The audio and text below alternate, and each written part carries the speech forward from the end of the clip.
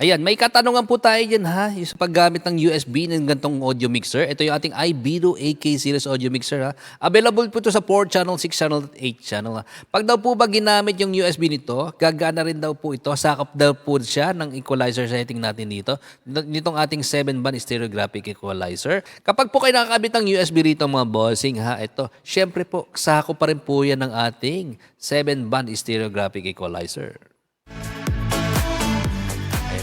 Bukod sa adjustment dito, kung i-adjust nyo yung kanyang high and low, pwede po yan.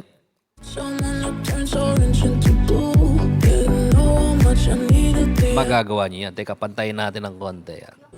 Pag sa high, ito yung high. Tapos pagdating dito, syempre, yung ating 7-band stereographic equalizer, gagana rin siya, ha?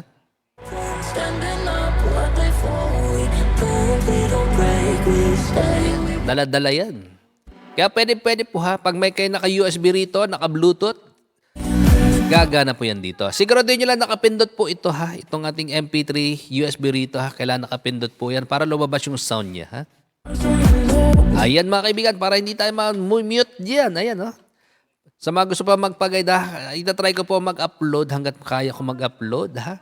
Pero syempre mas maganda po niyan nakasubscribe kayo ha, para ganahan tayo rito. Ayan na, sinagot lang natin katanungan dyan. Ayan, pili lang kayo mga kaibigan. Bobong Mortillas, salamat sa iyo mag-follow dyan.